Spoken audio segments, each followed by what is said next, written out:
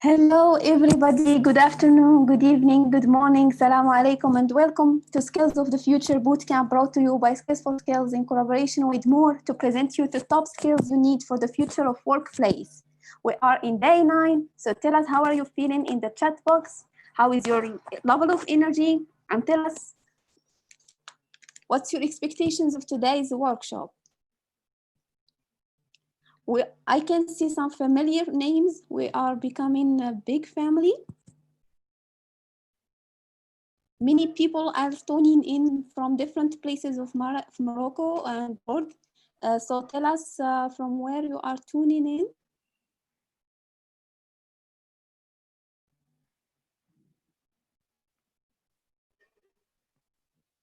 South Africa, hello. Hello from Agadir, Abdelaziz. Marrakesh. We thank you again for your commitment to learn and eagerness to discover the skills of the future. And today we have the session with Mrs. Cristina. Hello, Cristina, how are you doing? Hi, I'm doing great. I'm actually really excited seeing everyone saying hi. And I know it's coming to a stretch. It's coming to the end almost. And it's been an exciting week. And I'm really, really honored to be able to share some insights with you and to meet and to learn from all the youth that is connecting to the bootcamp. Yes, thank you so much, Cristina, and we are so happy to have you also with us. We have many people writing. We have Yasmina from Lebanon, Casablanca, Sukaina. Thank you so much for your time and commitment again. And we see the fire, so we can start now and introduce Mrs. Cristina. Thank you. We have with us Cristina today. She is a policy wonk working to strengthen Mexico and Latin American region in the face of the digital revolution, deepening ethical conversations and contributing to a more fair and inclusive artificial intelligence policy. She holds a BA in International Affairs from Tech Elementary and a master's degree in public policy from Georgetown University. Having worked in Mexico public sector and consulted on digital transformation and emerging technologies for international organizations, she has significant experiences in project management and in facilitating cross-sector collaborations. We send you Shaper's love to Mexico Hubs. She is a shaper from Mexico Hub, and we are all part of a huge network of young people driving change in the world. Thank you so much for being with us today again, and the floor is yours. Get started. Thank you. Thank you very much. And really congratulations to the Marrakesh Hub. This initiative, I think it's an interesting example of what cross-collaboration means. It doesn't matter right now during the pandemic that we are connected and that we are doing, many of us that we are privileged enough to have connection and to be able to work online. And these kind of initiatives are an example that there are no frontiers, that there are no barriers, that it doesn't matter if I'm in Mexico, it's 11 a.m. here, we have a time difference, we can always learn from each other, we can always connect. And most importantly, we can come together to discuss important issues such as the future of work. I'm gonna start sharing my screen so we can go through the presentation. Let me just do that. 1 second, meeting, start share. Here we go. Here. And let me see if I can also have the chat open so I can see your comments. Yes, I can. Great. So I think before getting into concepts and methodologies and all that, we'll have plenty of time for that.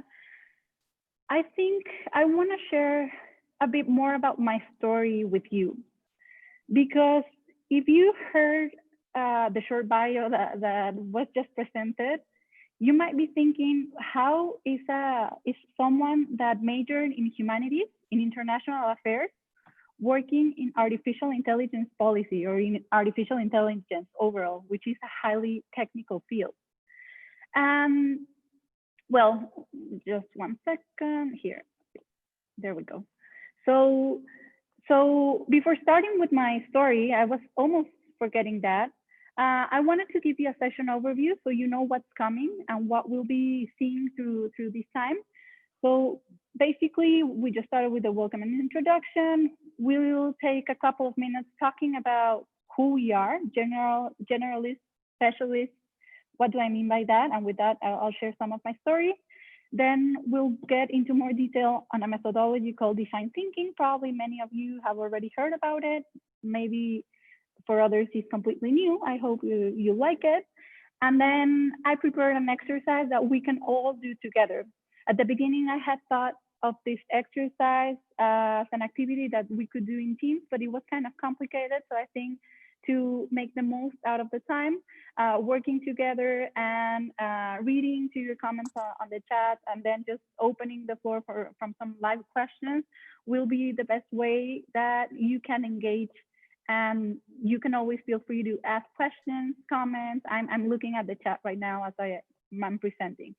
And towards the end, the last about 10 minutes, it depends on how we are moving forward with the exercises, but we'll have time for questions, answers related to the content, or just maybe just some questions, fire questions you have with regards the bootcamp, the issue of future of work, and so on. So as I was saying, I want to start with my personal story because I think you might or might not relate to it. I must tell you that even though I am a tech policy specialist, I am not a developer. I am not a coder. I'm actually kind of so-so with math. It wasn't my strength. But I was someone that was always really intrigued by science fiction.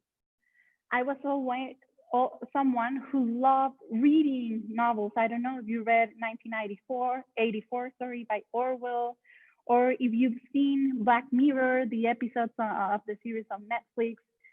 I always enjoy imagining all the possibilities that technology and just the future could offer us.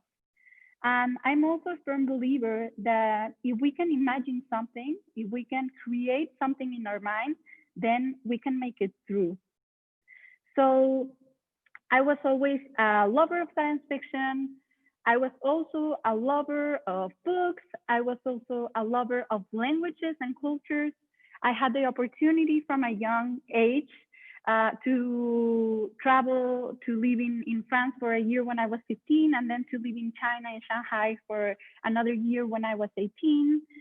I love horseback riding. I think my parents got me into everything. Piano lessons, what else? Clarinet, drums. I love running. I am a black belt in Taekwondo, and I put there a disclaimer because I couldn't find a picture of me in one of the contests. So I just took one from online that looks pretty cool, but disclaimer, that's not me. Probably I look like that, or even better, who knows? And I had the opportunity to understanding all my interests and all the things I like to do. I had the opportunity to attend a couple of international events, one in the United Arab Emirates as a Mexican delegate, another one in Norway, Education Without Borders. And I started from a young age engaging in international conversations and just engaging in having friends and understanding cultures and just having this cross-cultural dialogue with people around the world. So you might think, well, how does a career path from someone in international affairs or like someone from international affairs goes to technology policy and artificial intelligence?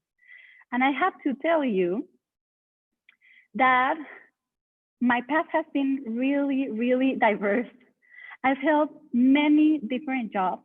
And what's interesting is that when I was choosing what I wanted to study, maybe some of you are about to take that decision, or some others already did, some others are already working.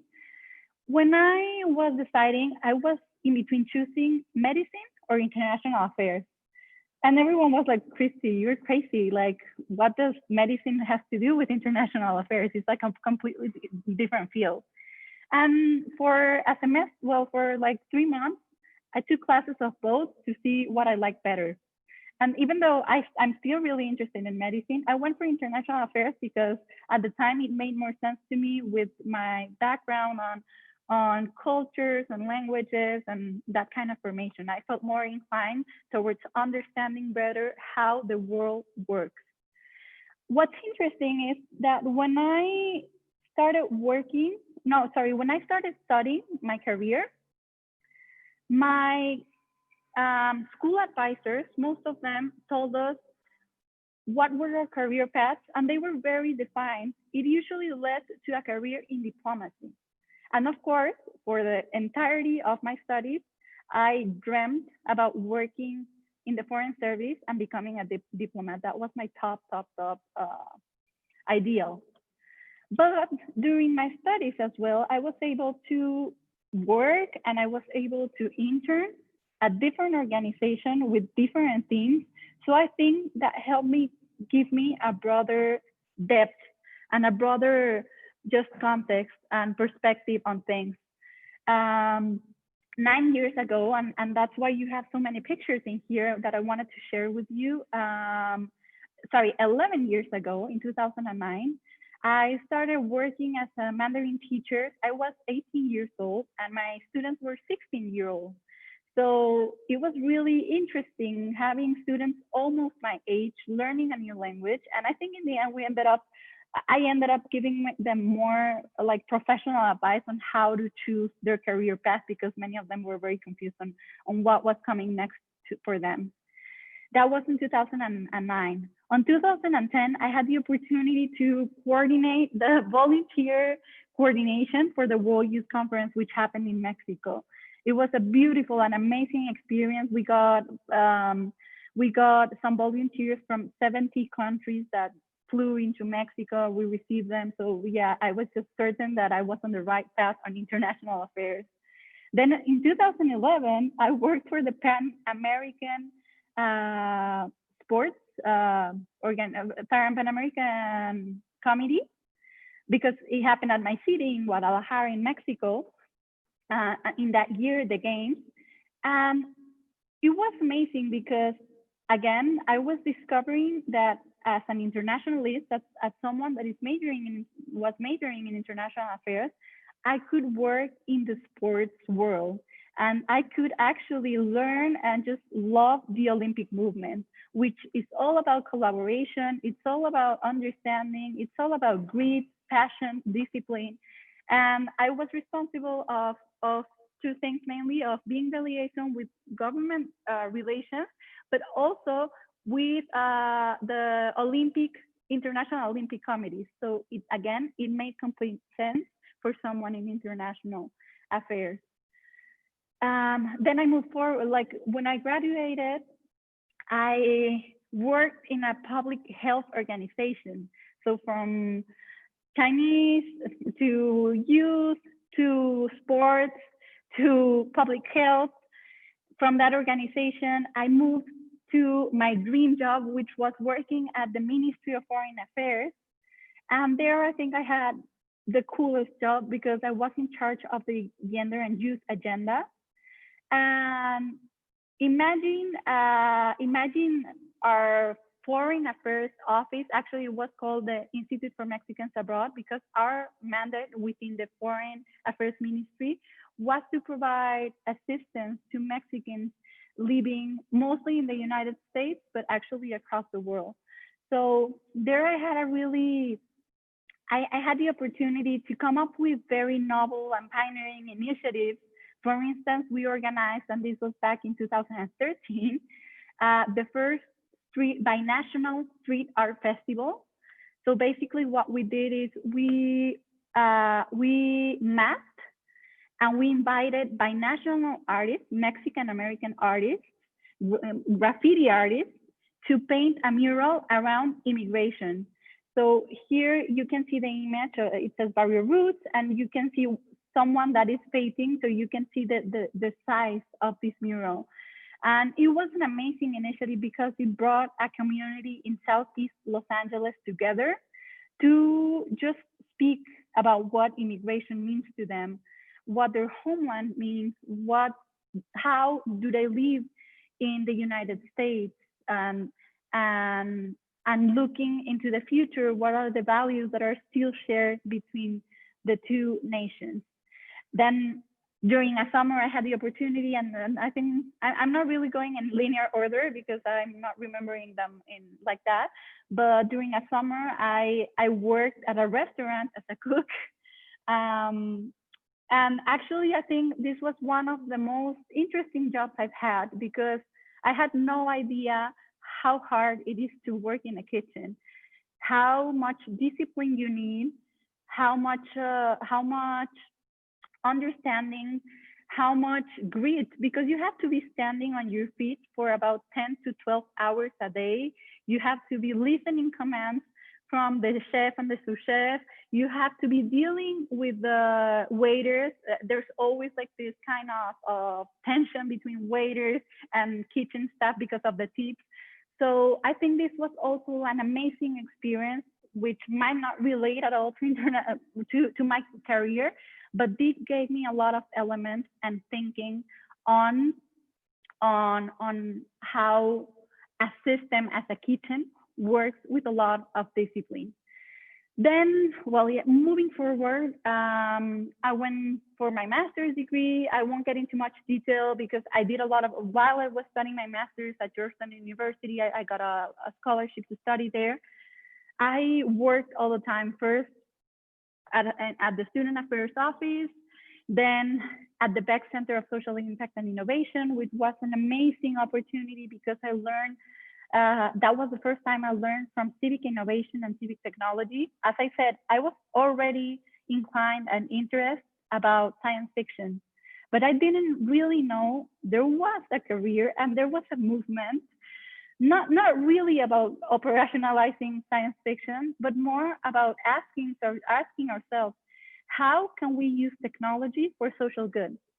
How can we use our imagination and these things that we're reading, novels and these technologies that we are proposing, but for the greater good and to breach gaps and to breach opportunity gaps, to breach poverty, to tackle human rights abuse, and so on and so on.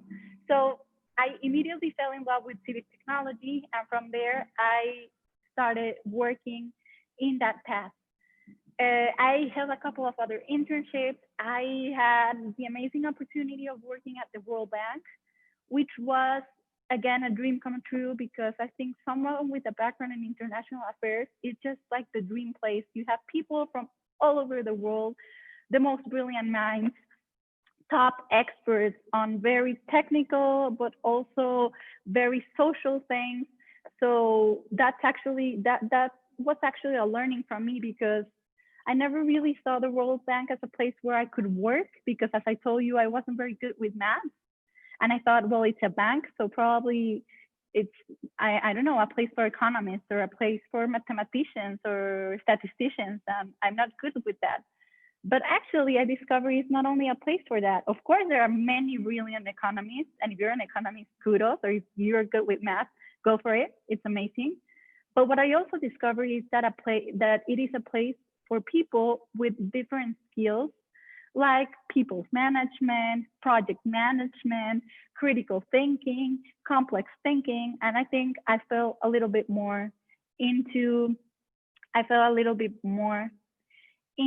that front. So with that being said,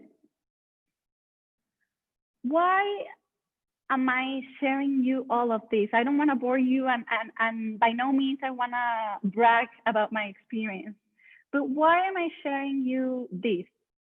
Right now, I'm currently on maternity leave, actually, but I am working with an organization, with an amazing organization that's called T-Minds. I think it's a 21st century organization, or we call ourselves like that. It's a young woman-led organization. We've been working remotely for the past 2 years. We've been working using digital open tools. We've been using these agile methodologies collaborative processes, and so on. And we've actually done a lot of work on research, work, and initiatives on the present and future of work. And what I'm sharing you here is, well, a line. Basically, you can see it.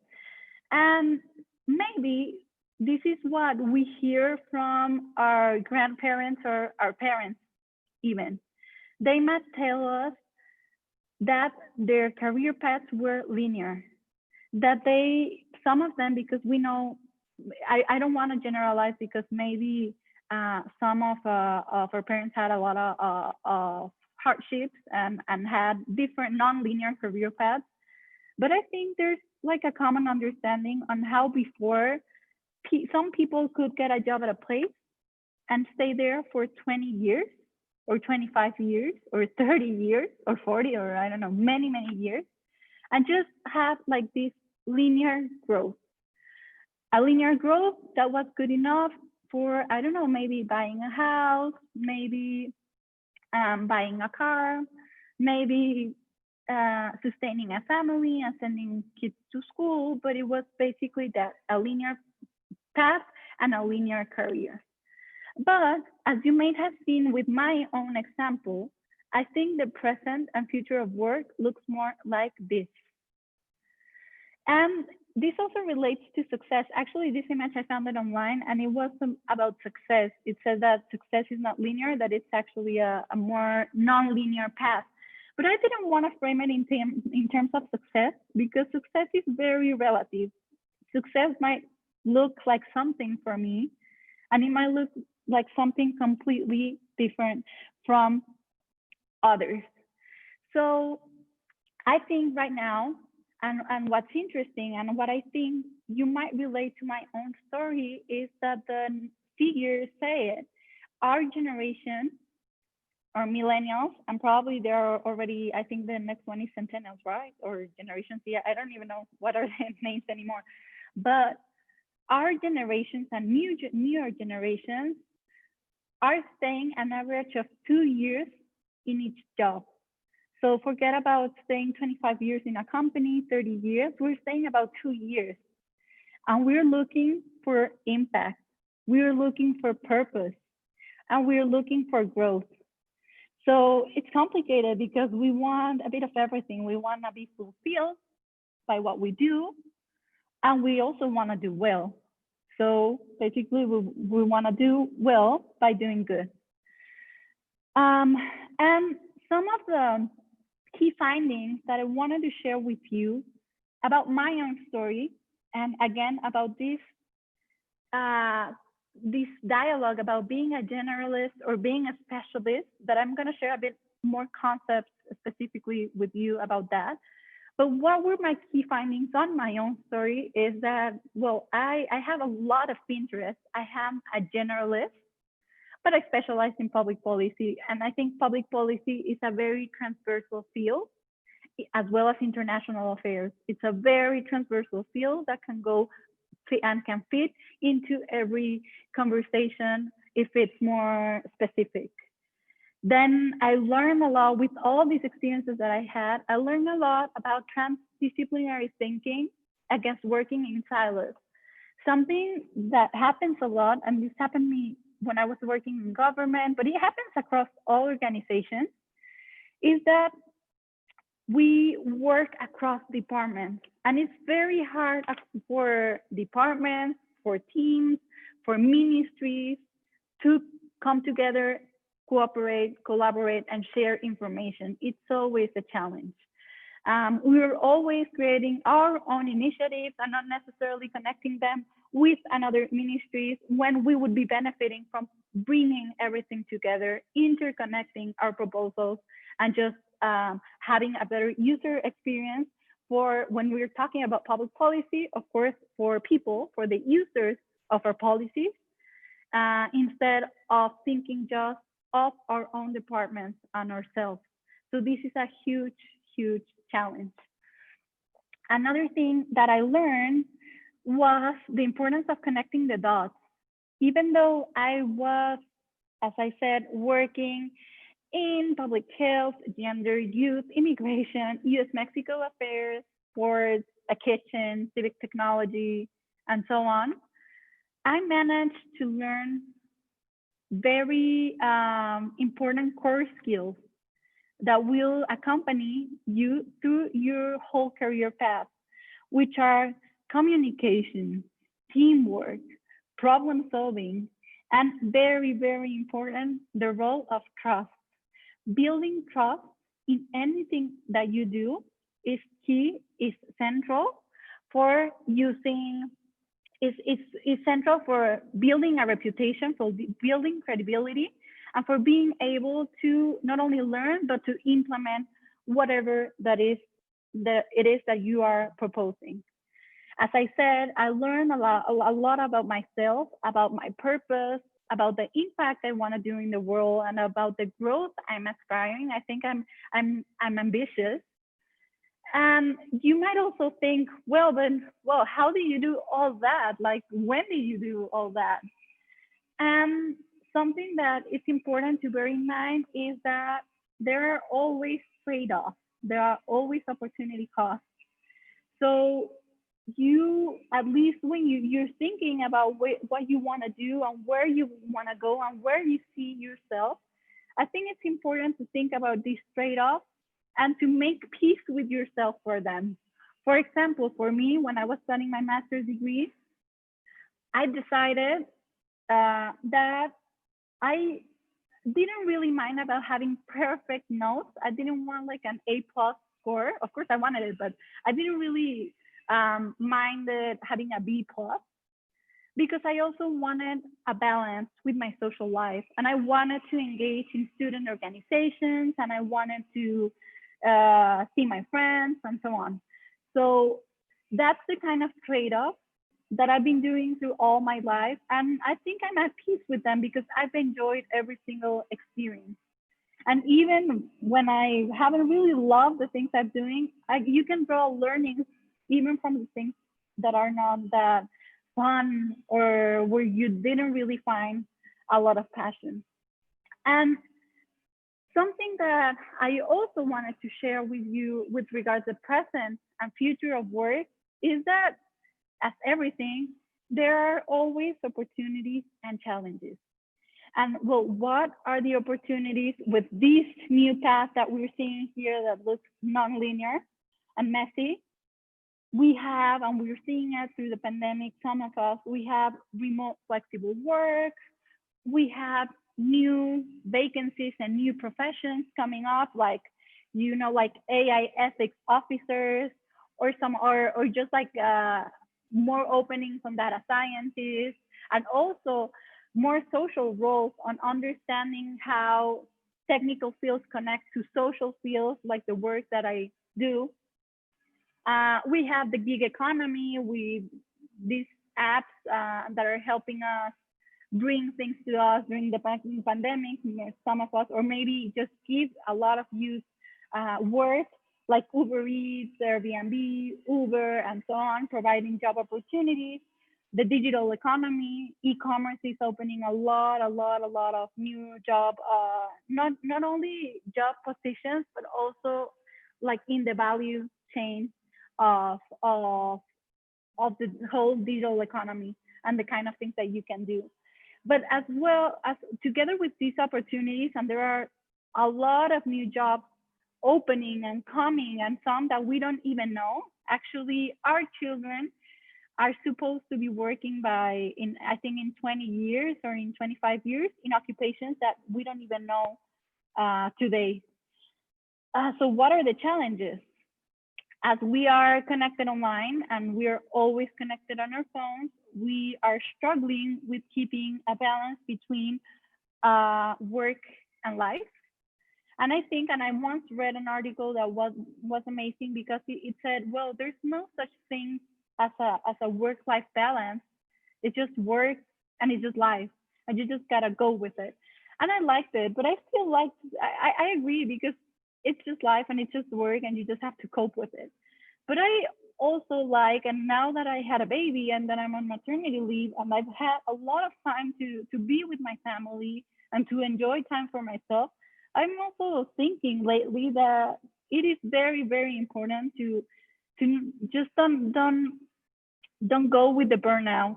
Just take some time for yourself. And yeah, I think it's very important to take some time off with your family, with your loved ones, and to take care about your mental health and about your overall health. And well, two other topics that are very, very important is social security. It's it's an issue. I won't go into a lot of depth because I think it varies from country to country, but social security is a massive, massive issue in terms of the new jobs that are being created.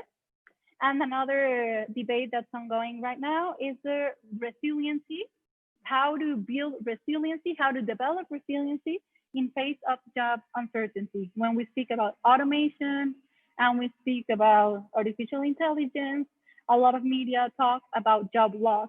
So how do we become resilient to endure that? And now, after going through my key findings, I wanted to share with you some relevant concepts.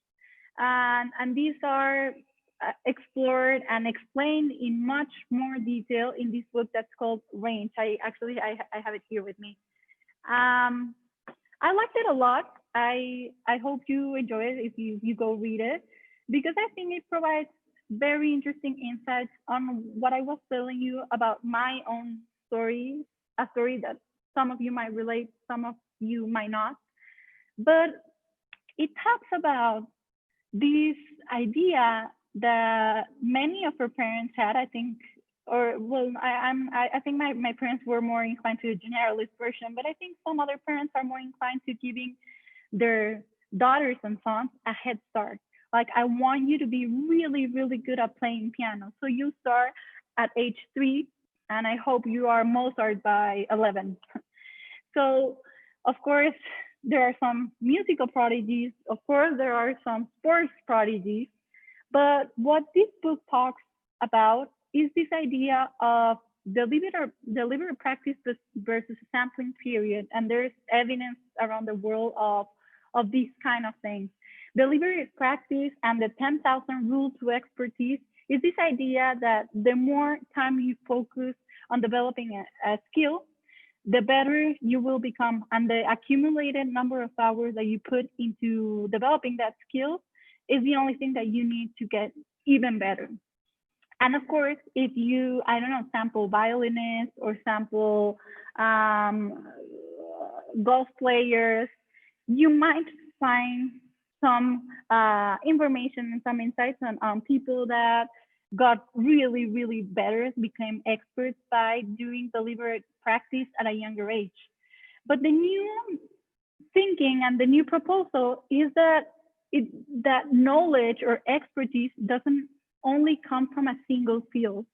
It actually comes from living a sample, a breadth of experiences.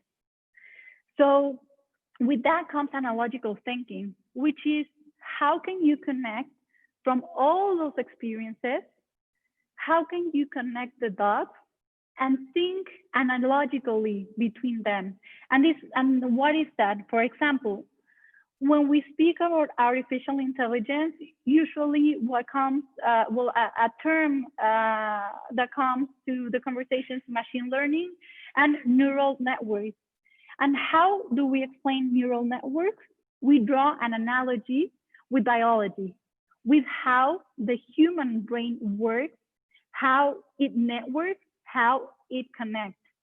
So it's this kind of complex thinking that when you have a problem in face of you, you won't necessarily be only looking at the problem from what it is, but you will actually think about some other unrelated stuff, like me with the kitchen or sports or public health, and think about what works under that scenarios, and if there are learnings that I can draw from those experiences to apply to this specific problem that I have in hand. We have the concept of inside view, groupthink versus outside view. This happens a lot, usually when you hang out with people that think like you. if you start a conversation, and for instance, of course, if I speak with my friends, and this is very personal, but if I speak with my friends about Trump, we all agree that we do not think he's a fit leader for the United States. But we're doing groupthink because clearly there's a huge number of people that elected him and that like his policies. So this idea of bringing people from the outside view has to do a lot with the importance of diversity in teams. If we only have, and this is a conversation that we usually have in technology. Developers, or at least Silicon Valley, looks very white, looks very male, and looks very, I don't know, it has like this certain stereotype that we're trying to change. So what do we need to change the stereotype? We need more women. We need people from minorities.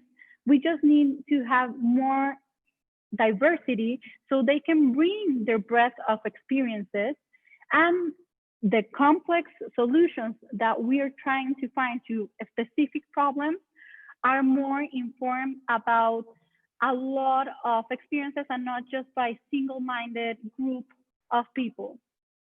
And the last point that I really love, and I think that is very, very important, is to remember to be kind to yourself. Because sometimes, and I think this happened, and it has happened to me, and probably has happened to you as well, is that we're always thinking like, oh my God, like look at this person. She's already leading a team. She's already leading Marrakesh Global Shapers Hub. She's already an amazing speaker of 5 languages. She's working here or there. She's working at the United Nations. And that makes us feel like we're falling behind. And maybe because we decided to try more things, we didn't really specialize in one, and we feel we're falling behind. But do not worry and be kind to yourself, and remember that you just only have to compare to yourself yesterday, to who you were yesterday, and see if you're moving forward and becoming a better version of yourself. So before getting into the details of design thinking, I think we're good with time. I just want to have 3 participations. So please raise your hands virtually here in Zoom, because I want you to try this exercise. And I want all of you to try them, of course, but I'm only gonna open the mic for 2 or 3 participation, depending on how long it takes. I hope they're kind of short, so we don't take a long time. But I want you to think about this. I want you to think of who you are as opposed as what you want to be. I want to know if you consider yourself a generalist or a specialist. I want to know very, very briefly, what are your strengths? What are your areas of opportunities? Doing like this reflections upon yourself. What do you like the most? What excites you? And what are you afraid about with regard to your present and future? So let me, 1 second. I'm gonna stop sharing for a second just to be able to 1 second. Oh no, but you needed to be able to read it, right? Q&A. 1 second. I moved the presentation so I'll be able to look at the Q&A. Just give me 1 second. And the Q&A, we're gonna do the Q&A session like more freely towards the end, so we have time. But right now, I'd like to hear maybe 2 of you, if we can. Yeah, we have the mic. Yeah, hello. Yeah. Yes. Kaltouma, go ahead. Yes. Go ahead, Katum. Sorry. Yeah. Hello. Yeah, no problem. I just like, I don't know what to say. Basically, if you could share with us really, really briefly, just the questions that I asked, who you are as opposed what you want to be, if you consider yourself a generalist or a specialist. There are a lot of questions. You cannot maybe just answer one as a reflection. What are your strengths? What do you like? What are you excited about or afraid about the present or the future? All right, my name is Keltoum, and currently I'm planning to be an English teacher, inshallah, hopefully. What I want to be, it's something that it's still vague for me. I like a lot of things. I like to do a lot of things. I want to get into different fields, different subjects, as you said. For me, I like languages. I like to learn languages. Whenever I listen to a new language, it's like, oh, I like it, and I want to get into it. But sometimes I don't. Sometimes I do. It depends. Also, I like handicrafts. I like to do things with my hands. And I like also technology. So this is like the fields that I'm into, but still not deeply into them. I still have like some problems to dive into them. If I am generalist or a specialist, or I don't know, maybe a generalist, I don't know. I think so, yeah. Myself. Yeah, that's an honor. Strengths, okay, let me just think a bit of them. My strengths. It should be not in the emotional, just on the skills, right? Yeah. Yeah, more like on the skills that you have. Well, you said it. You like doing handicraft. You like you probably you have a skill for languages. Yes, you have a skill for listening people, probably. Yeah, communication, understanding, also just cultural things, understanding the others, and try to embrace other cultures and think relatively to their cultures and understand the others. My weaknesses is I'm too lazy. And I easily fed up on things. I just try one thing and I say, no, it's not good for me. Let me just change it. For once, I started learning Russian. And reach the level which I can speak it and write it and understand a bit. But suddenly I just stop. I don't want it. And I just change it. And I was like, I still now why I did it. Why I did that. I just lost interest a lot. This is my weakness. I just feel bored easily. And I think that is something very common that happens with our generation. We want to see fast results and we get easily bored, but again, it's never late for you to come back and relearn and retake Russian. Yeah. And it happens also with I mean, it's not maybe the same problem, because at that time I started learning JavaScript and web development. But that problem was about materials. I didn't have access to materials or tools to continue doing it, and that's what I stopped. Though I just jumped over the first stage, but I stopped. Now I am more into English and learning more about educational strategies and theories. Try to master the field that I want to get into, which is teaching. And but well, what I can really what I can draw really quickly from your experience, I know you didn't go into much detail, but I think you are resourceful, and I think resourcefulness is a very important skill, because we might have a lot of interest, but being resourceful allows us to identify what we can get from the different learnings and how to use the tools that we have in hand to keep learning. And already knowing what your challenges or your areas of opportunity are, well, that's also amazing, because it helps you be more introspective and to strategize. And well, if I already know that I get bored easily, how could I start a new project and hang up a little bit tighter and stay a little bit longer, maybe even against my desires? Yeah, that's heaven. Yeah. Well, thank you very much, Kaltoum. I'm going to take another quick participation and we'll move forward with design thinking. And then I'm hoping we can continue the dialogue toward the end with the Q&A, which I'm also reading the questions that are being posted. Thanks. We have, I think we have Abdulaziz.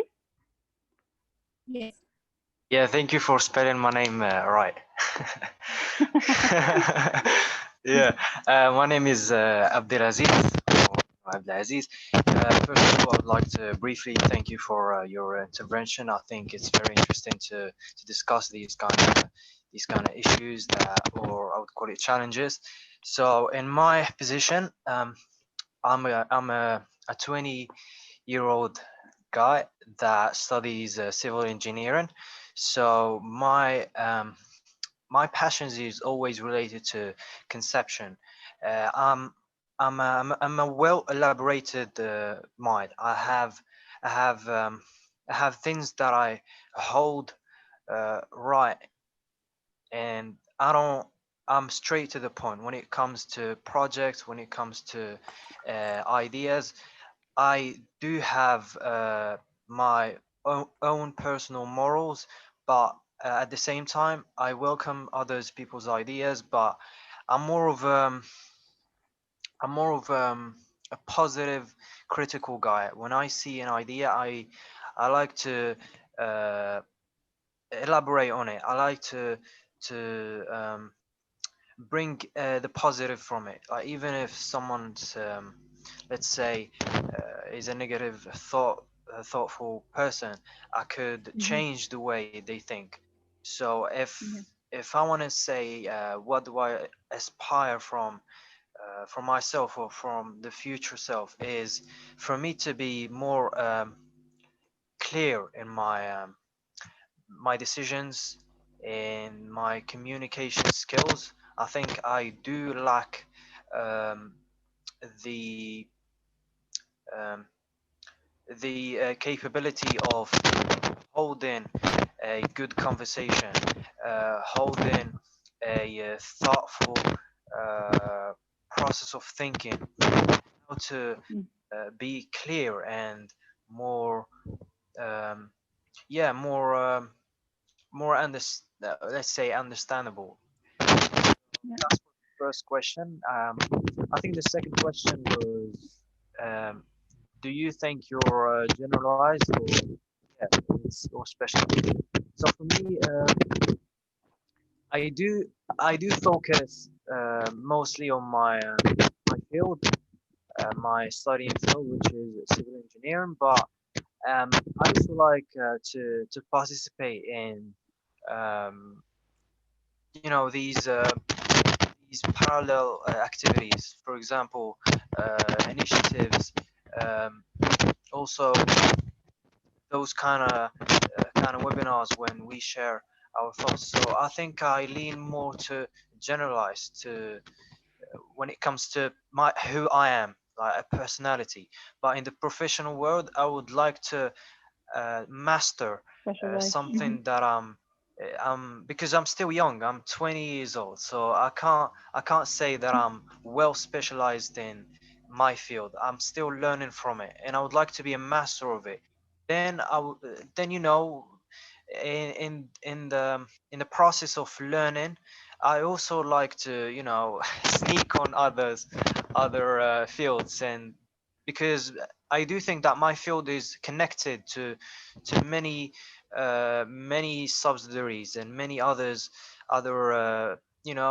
fields. So yeah, that's for the second question. I Definitely. can't really remember the other questions. So if yeah. Basically, it was basically that. But I want to reflect a little bit on what you were saying, because I think there are also learnings from the rest of your peers. Um, Hmm. you're a major in civil engineering, and congratulations, because I know how complex it is. And I love your confidence. I love how you have a very good understanding of who you are and what are your strengths, and where are your areas of opportunities, which is um, maybe communications. And something funny that I discovered when, or I don't want to generalize because it can't apply to everyone, but I think the way we people think and structure our brains is very different for people in engineering or in social sciences or in businesses. I used to joke with my friends with more engineering thinking, because they were more squared, or my friends, or relatives in studying law, because they I think tend to be more squared, like look for specific answers within very like squared frameworks.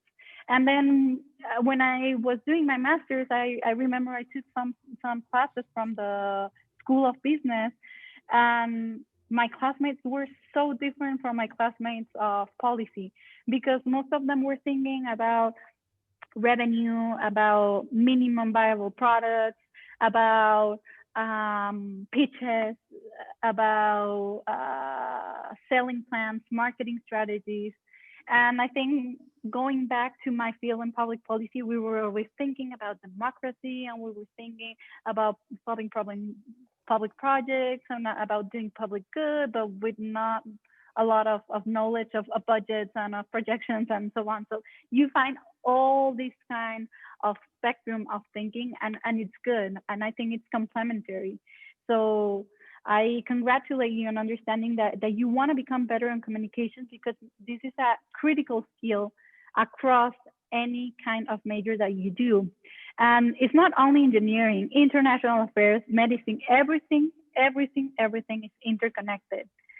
And of course, when we're talking about medicine, you can study the generals of medicine, but most or a lot of doctors go into specialization. And if I am ill and my throat hurts, of course I want to go to a specialist on throat.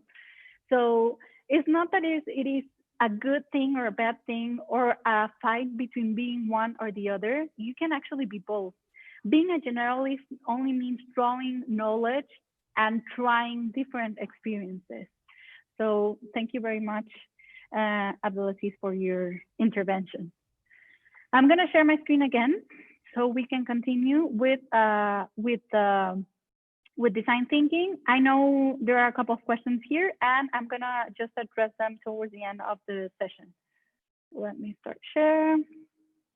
1 second. So I invite every one of you. We only had 2 participations, but I hope you're going to have the presentation. I'm assuming they're going to send it to you. So I hope you can do this exercise at home and discuss it with your friends, with the Shapers Hub at Marrakesh, or with your parents or friends. So moving forward, I think we now, well, I try to give you an idea of who we are, on some relevant skills for the future of work. But right now I want to introduce a methodology that I think you'll find useful for framing problems and for solving them. And this is design thinking. Design thinking 101, for those who are not familiar with the US jargon. When you say something 101, is that it is very basic. It is like the first class of something, like economics 101, politics 101. It's like the first introduction session you have to something. So welcome to Design Thinking 101. And I find design thinking an interesting tool. Let me just reopen the chat. Okay. So 1 second, there we go. So I find design thinking a great tool, because I think it draws from collaborative and participative methodologies and approaches, and which I really like. It's agile. It allows for iteration. It's not something that is fixed. It always allows you to go back and forth. It allows for the flow of ideas, and most importantly, is focused on the person. So you can call it design thinking, or you can call it interchangeably human-centered design. And this methodology has like 3 pillars or phases. And then within those 3 pillars that are understand, explore, and materialize, we have 6 steps. There is an order for the steps on how we start to think about a problem. but we can always come back to the previous step or to the beginning of the process to refine, to work and to get a better understanding and to work on new solutions to the problems that we were posing. So starting by understanding, by the understanding pillar, which is made by the empathize and define step. When we go to, actually, yeah, I'm gonna go to the empathize and I'm gonna give you an example. So empathizing is basically understanding who are you solving the problem for, and what does that person say, thinks, does, and feels. Empathizing is basically putting yourself on other people's shoes and understanding from their perspective how does the problem that you think you're framing relates to them, if it is even their problem, and if there can be a solution drawing from what you learn from those people. And I want to give you here an example of something that happened in Mexico, and probably you have examples of your own countries as well. In Mexico, a couple of years ago, we had a very pioneering policy that was called Encyclomedia, which was supposed to bring marginalized communities knowledge into, like, to bridge the gap between this era of knowledge and information era. So basically what it tried to do was not only bringing computers, but also bringing like digital technologies into the classroom. And there were millions of Mexican pesos invested in this policy. It was scaled nationally. It was a very big investment. And guess what happened? Some of these marginalized communities didn't even have electricity. So they couldn't plug anything digital. So this is very relevant. And this example, this is just like an example of something that happens a lot in public administration, because we tend to have well-intentioned people or people that actually have really good initiatives that do not have a good understanding of what the real problem is that they're trying to solve for. Another common thing that happens, and maybe it also happened to me when I was working in the public administration, is that you think you already have a solution. So instead of thinking of a problem and how to solve a problem, you already have a solution. And then you start looking for a problem where you can use your proposed solution, which is entirely wrong, because you didn't start by recognizing what was the real problem at hand, who were being impacted by it, and if the solution that you had in mind from the beginning was actually a good fit for what you ended up defining as a problem. So it's not starting with the solution, but actually starting with understanding, and very important, with listening. So empathizing is mostly about that. So then we move forward with defining. After we listen, after we empathize, after we and something important, sorry, is before moving forward, is there are several ways you can listen to your audience. For example, you can develop focus groups, interviews, surveys, observations as methods to listen and to gather information from the audience that you are solving a problem or developing a policy for. Then we come with the next step, which is define. And define, after having all these insights, after having all this information drawing from the focus groups, from the interviews and surveys, is basically asking the following questions.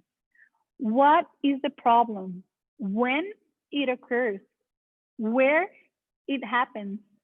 How often it happens? Who experiences it? And why is this problem even important? The idea here in the definition is to have a clearly articulation of the problem. So going back again to my example of the encyclomedias and digital technologies, maybe the problem wasn't really bringing digital technologies to marginalized communities, but starting by bringing electricity. Moving forward with the next step, and these were in the understanding phase. After having a better understanding, empathy, and articulating the problem clearly, we move forward with ideation. And this is usually the most fun part of design thinking. If you've already tried it, you know there are a lot of post-its involved. I don't know why design thinkers love post-its. It's because ideation is about letting a free flow of ideas. There are no rights or wrongs. There are no stupid questions or stupid ideas. There's no judgment. The idea here is to listen to everyone, to draw from a diverse group, from a diverse experience, and to start coming up with potential solutions. It is an exploration phase. And what are the possible,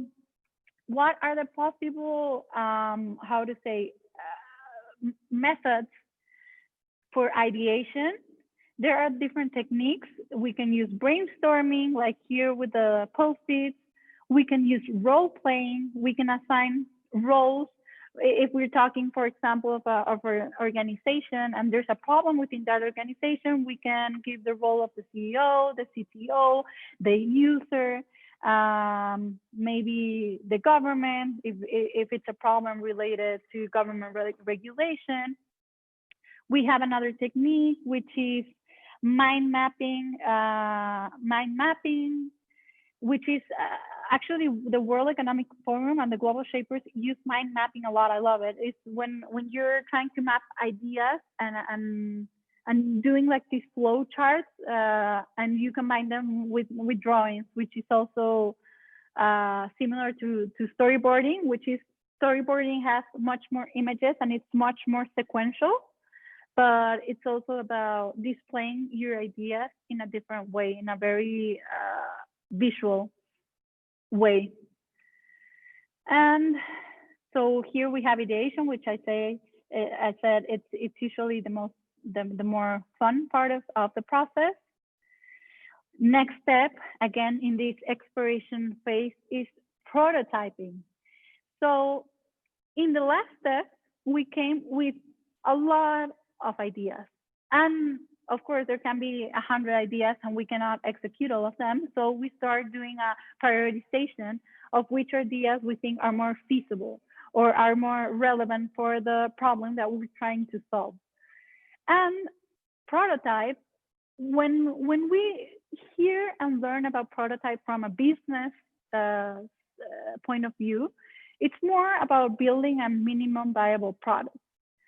But I think you can also prototype from a perspective, from a social sciences perspective. And it doesn't necessarily have to be something that you can mold with your hands. It can also come in a form of a rough draft. A prototype is basically that, a rough draft. And it's basically how do you represent your ideas? So all the ideas you have, how are you gonna present them as a solution? Very important, we're again in the exploration phase. When we move forward into the final phase, which is materializing, first you understood, then you explored, and now you're materializing your own solutions. It's really, really important to test in closed and controlled environments, whatever you're trying to do.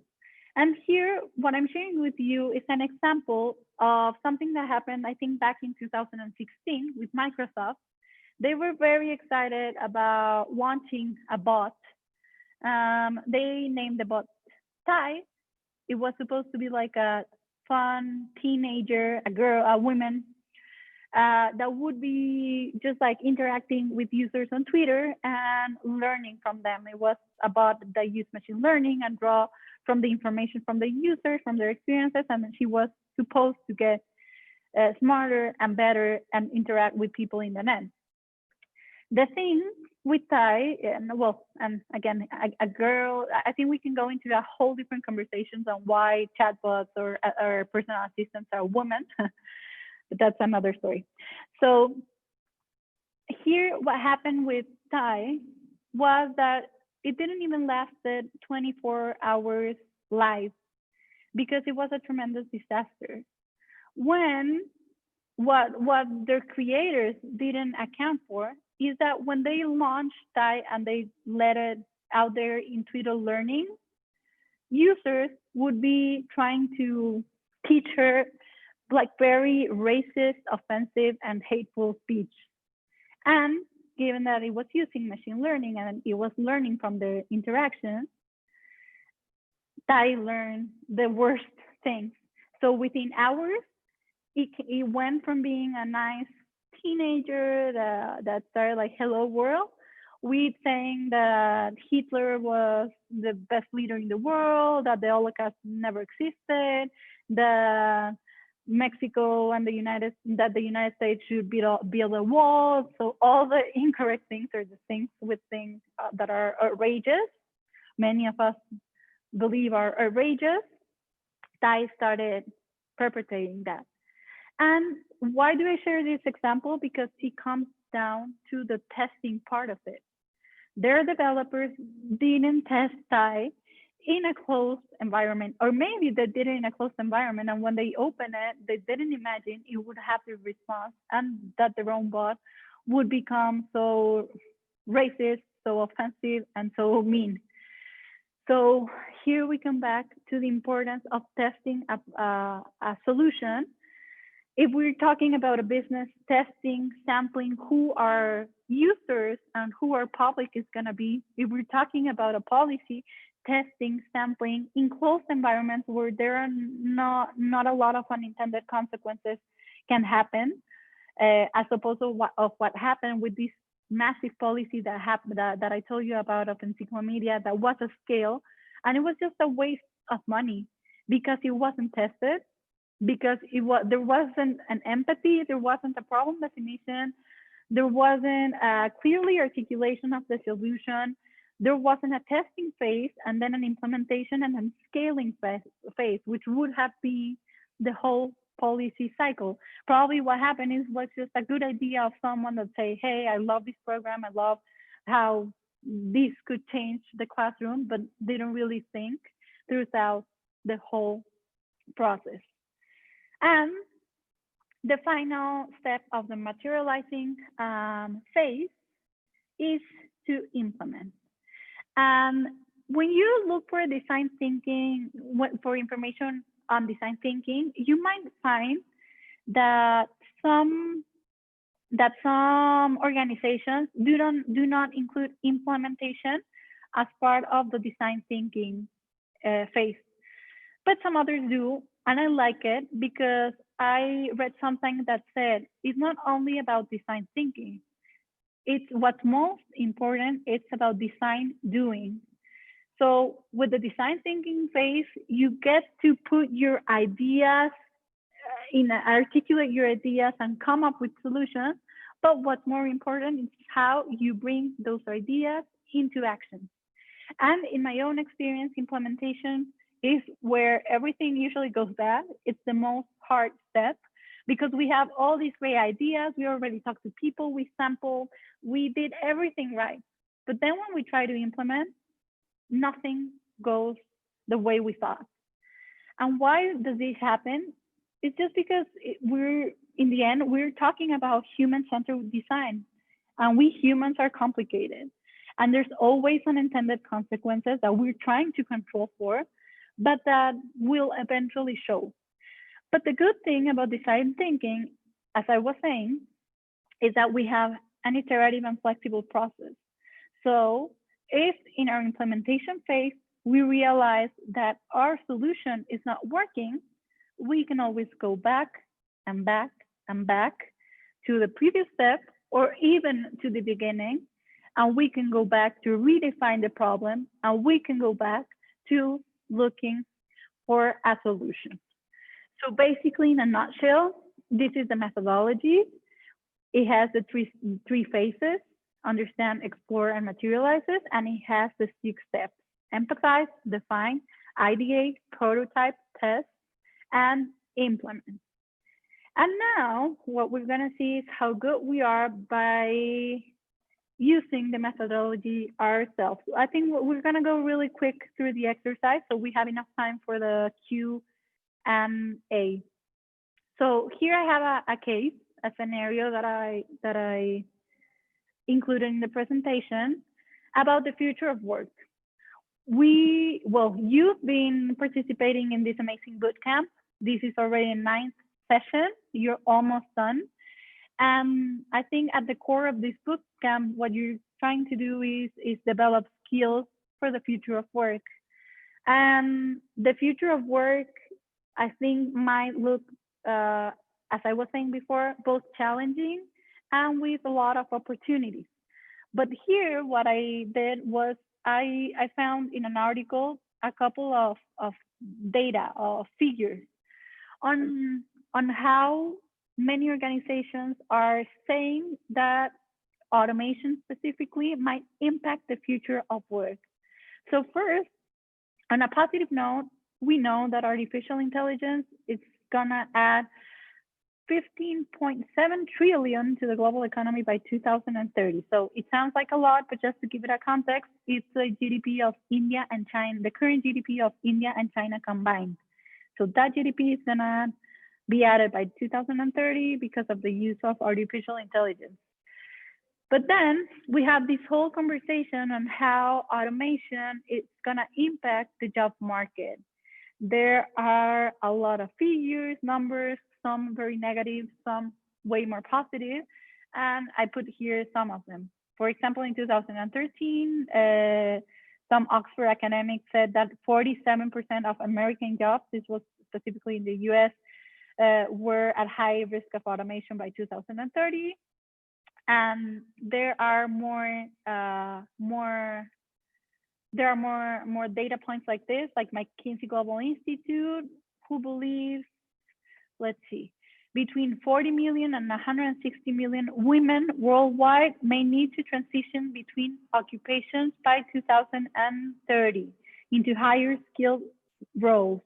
Clerical work done by secretaries, schedulers, and bookkeepers is an area susceptible by automation, and 70% of these jobs are held by women.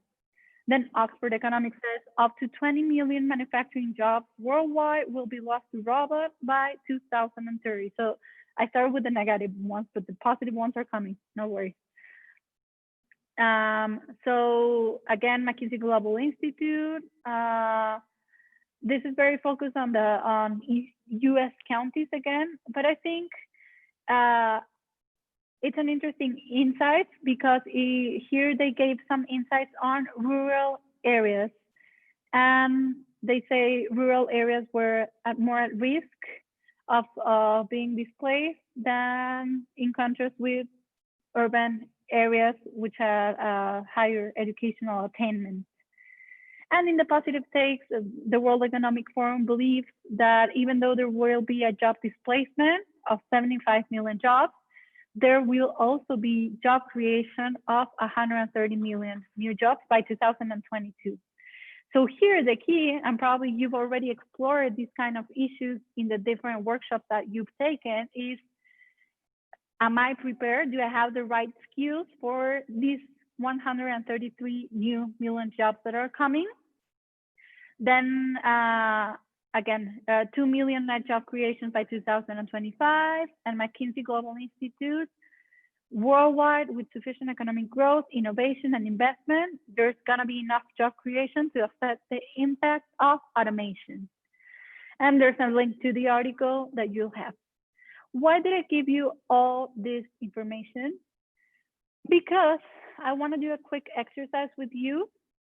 I'm not really sure. I want to also have some time for the Q&A. So we're going to go really, really quick. And I think instead of opening the mic, I'm going to go through the thinking of design thinking with you. And then I'm going to open the floor for Q&A. It can be about this exercise or just in general about the whole workshop.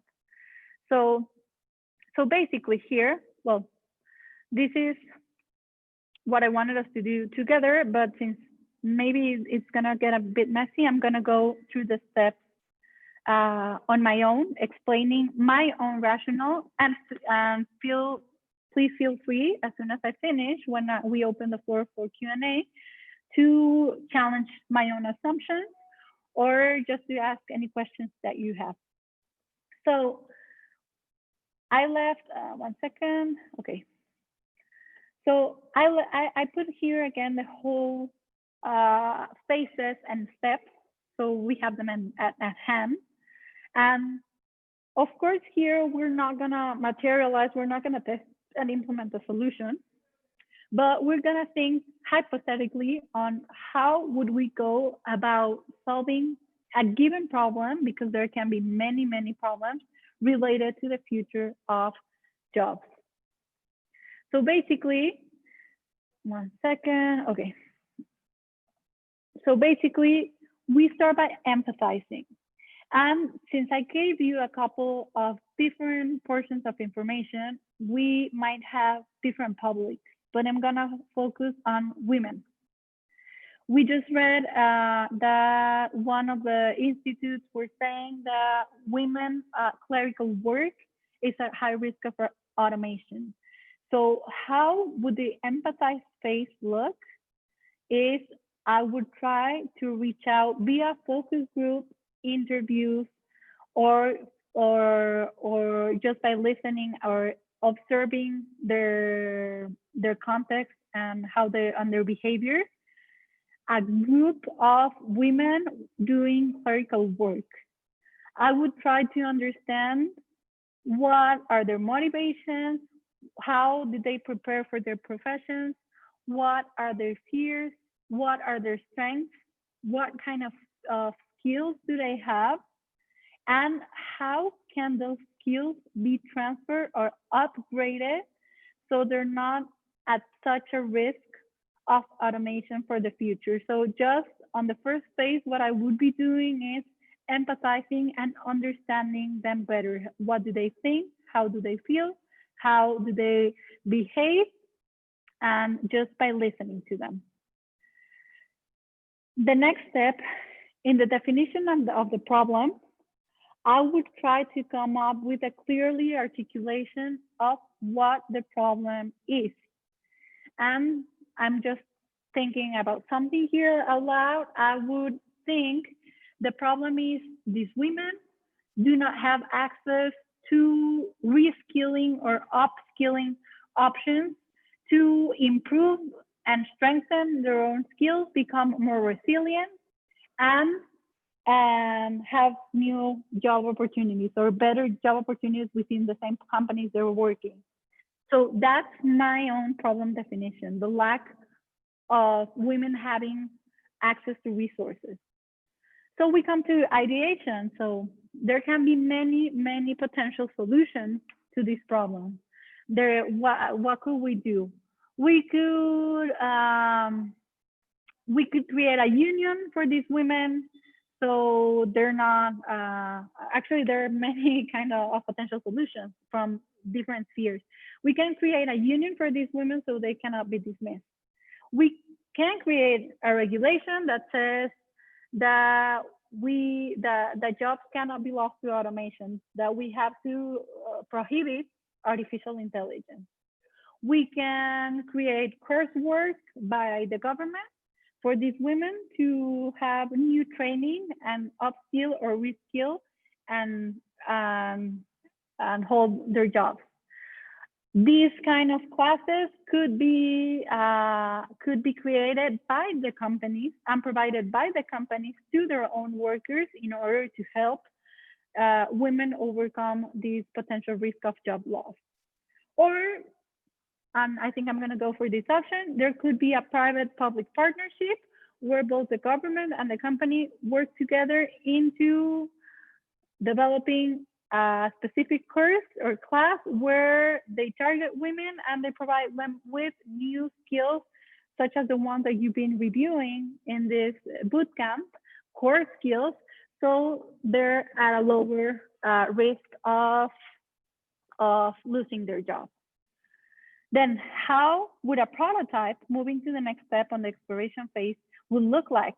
Well, my prototype, since I'm talking about public-private partnership and I'm talking about a course specifically on core skills, maybe it will look like a draft of what would be the content of the skills that I would want these women to acquire, to strengthen, or based on the understanding of that I have of their own skills, how can I reskill them or how can I upskill them so they can join new job vacancies or they can perform new tasks.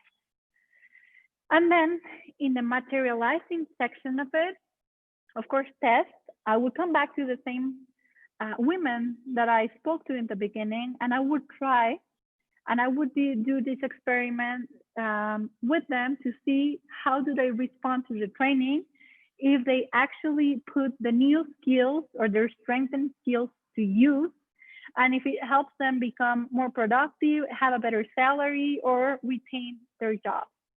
And if it didn't work, then I have to come back and try other options. But I'm hoping that it will work and that it will be a great success. So if my solution is successful and I tested it already, then I'm gonna go again, small pilots to try to scale it and to try to see what are the results, because there might be, because maybe my group of women I work with, they're good and my solution work with them, but probably it doesn't work in another region because of cultural context and cultural differences.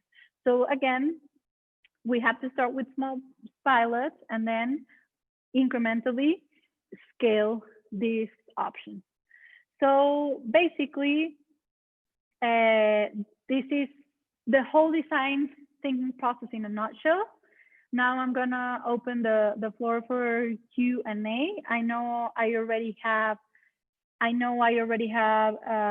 some questions that I have to answer, but if they keep coming, so let me just give me like 2 minutes to read it and we'll get to them. And I'm seeing one here that it's what 101 refers to, and I was saying that 101 is just an American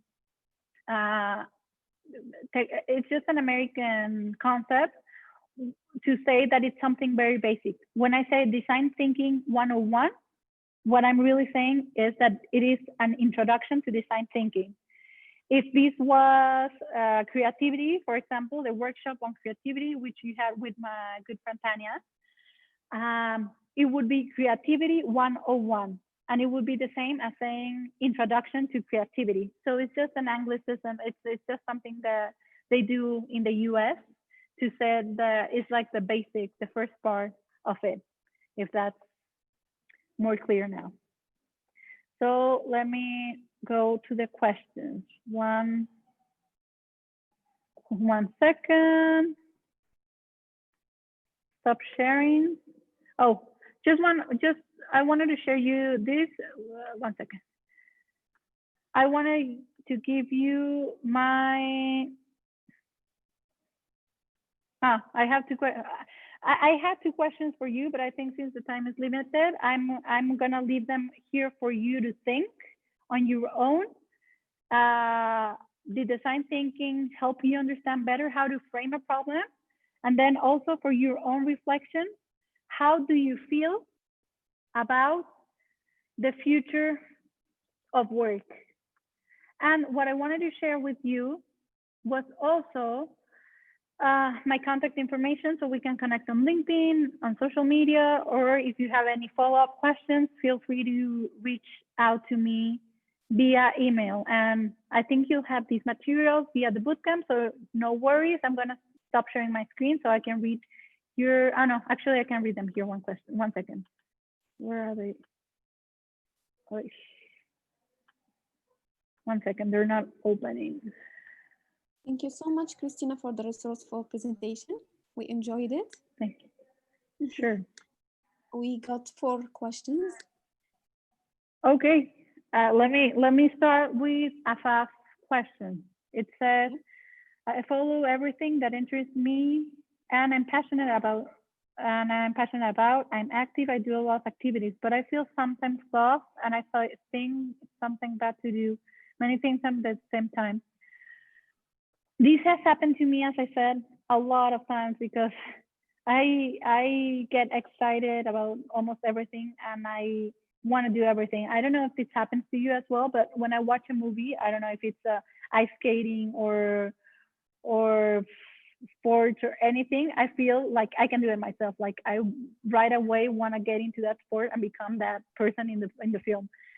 So, well, this is something very close to me. I don't think it's a bad thing to do. I think it's a good thing to have several interests. What I think it's better, or the way I put everything together, is that I try to find these thought connections. So how does everything that I like kind of relate? And how does everything that I like help me strengthen my overall skills for everything that I do and focus on what I find I like the most, which in my case is public policy and technology policy. So yeah. So that would be my question, my answer to you, Afaf. Then we have an anonymous attendee. How could a person follow anything that interests him or her